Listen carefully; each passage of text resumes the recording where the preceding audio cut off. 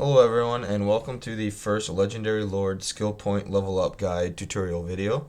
And today we'll be discussing why I choose the skill points I do for Legendary Lords, in this case, Ikit Claw. Before I go into the details of it, because I do want to try and make this video as short and sweet as possible, I do want to set some sort of fundamental like foundations so you guys can kind of understand where I'm coming from. And there's just a few. The first one being this is based off of very hard difficulty, since that is the level at which I do enjoy playing. I don't use any battle or campaign buffing mods. I do use the one button respec mod, but that doesn't necessarily like buff a certain army or faction. This is obviously based off of single player campaign and off of large unit scale. So now we will jump into sort of what I think about before I go putting points into certain things. One thing you gotta do that I think is really important is know before you start a campaign what your faction really excels at, whether it's overall, like Skaven overall, or Ikit Claw specifically. And you can see these before you hit like start campaign, or if you forget to check those out, you can also see them in this top right corner here. And then also, like when you go into the Legendary Lord trait, it'll tell you, if they give any specific bonuses, or in this case, upkeep cost reductions for certain units. And then once you kind of do the general overall of like what the faction really does well, or like really performs well with, what does the Legendary Lord specifically do a really good job at, and then based off of that, kind of your army builds, like what army builds with this Legendary Lord do you want to do. I base mine off of damage output, cost, ease of use, and then lastly, my personal thoughts, preferences, what I find fun and enjoying. So all of those things really dictate what points I use for Legendary Lords, because you're not going to use skill points that buff melee units if you're going to use missile units. So all those variables I believe are very important. And so it's just something to consider before spending skill points. If you're ever wondering, well, I don't know what else I need to use, that's a good way to start. But by no means is this a video, or in the future these videos will never be a video telling you have to do it this certain way. This is just talking about what I personally enjoy because I have fun with it. So please, I don't want anyone to think that this is me telling you to play this certain way, and if you don't, then that's your fault. But now we will jump into the actual skill point breakdown of it, starting with the blue line, the red line, and then we'll just kind of move a little backwards, but basically bottom to top. So for Ikit, the reason typically I do, if you have watched my Skaven campaigns, I usually do get Lightning Strike because of the Skaven's negative 15% chance of ambush now.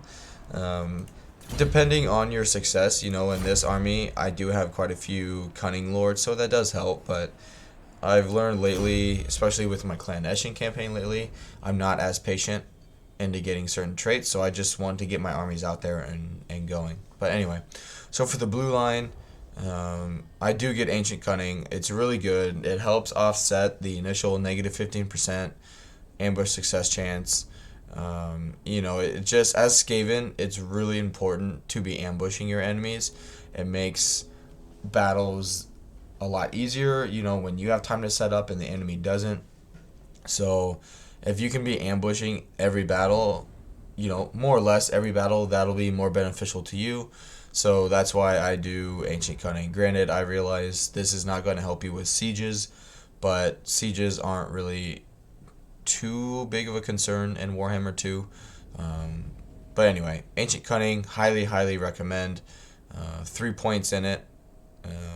But yeah, we'll move on now to the army buffing side of things, which I do for Ikit, Blastmaster, Engineering Skill, and then Rally just so I can get to Warp Smart, because I do the traditional weapons team stack with him, just because he does reduce the upkeep cost by 50% for Jizzaeos, Rattling Guns, and Warp Fire Thrower weapons teams. So, he's making these cheaper. The army's still really easy to use, and it's just really efficient. So, Blastmaster is buffing the Skaven weapon team units. Engineering Skill is the catapults. And then at the high enough experience, they get some leadership, magic resistance, missile strength, that kind of stuff. Now, the reason why I use so many of these 3 skill point lines, I guess, is because there's so many things he does really good at. Magic, just kind of going again bottom to top. In the middle here, Warp Lightning, he can cast it really cheap. Scorch normally I don't get, because Death Frenzy I think is better. Even I rarely ever use them, but in Ikit Claw's faction alone, you can get Scorch for super cheap, which is why I put 2 points in it. Just because I need to get to evasion anyway, because the whole point of going down his magic line is to get to unlimited power.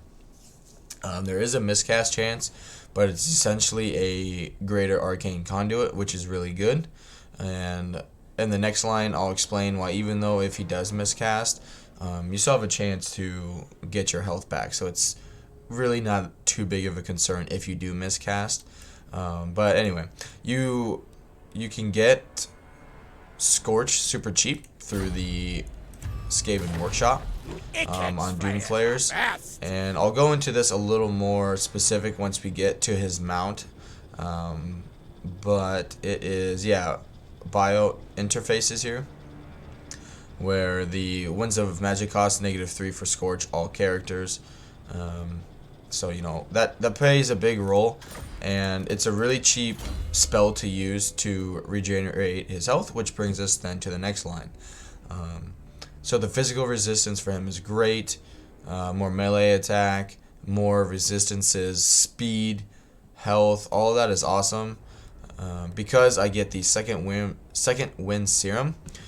So while he's casting, he's restoring his health up to 720 hit points. So that comes in handy, where if you do use unlimited power and you miscast it, just cast a super cheap Scorch and you'll regenerate some health. So that's why even if you do miscast with unlimited power here, as long as you haven't used up all your regen in the battle, you'll be fine. Just if the army losses have initiated, just cast some cheap magic and it'll regenerate. And then the top line, I do go down just a few of these here. Cooldown to all spells, is really good for Ikit. Just because I'll explain on the Doom Flare, it's really easy to cast a lot of spells quickly. The Warlock Master, Warp Tech Academy is really good for the increased capacity of Warlock Engineers.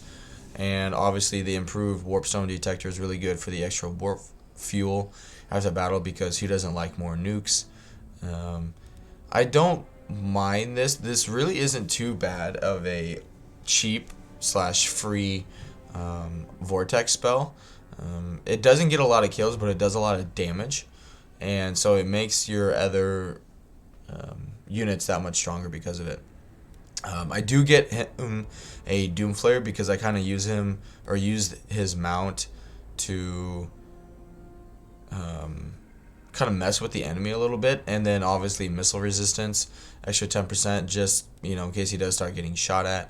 But with Ikit's faction alone, with the workshop, mounts are really good. It has to specifically say, like here, the passive ability Warpstone Detonation for characters on Doomflayer mounts. If it just says Doomflayers, it won't apply to the actual heroes or lords. It has to say specifically mounts in it. But here, he's randomly casting Warp Lightning and Melee, so it's a very minor, cheap spell that's not costing you anything, and it's effective. Doomflare mounts, he's passively increasing power reserves and power recharge rate once for 40 seconds. The miscast chance, negative 15% for all characters. That comes with the negative 3 Scorch. And the leadership aura and leadership for himself is also really good, because when he's, zooming around out by himself, his leadership can drop, and Skaven leadership is pretty low to begin with. So it's always good to have that extra leadership. So that is the first Ikit Claw / skill point level up guide video. Feel free down below to drop a comment if you have any questions regarding why I don't use this versus that, or anything regarding that. Feel free to leave a comment on the video or in my Discord, which I will attach to the video once it is uploaded down in the comments. And until then, I will see you guys for the next video.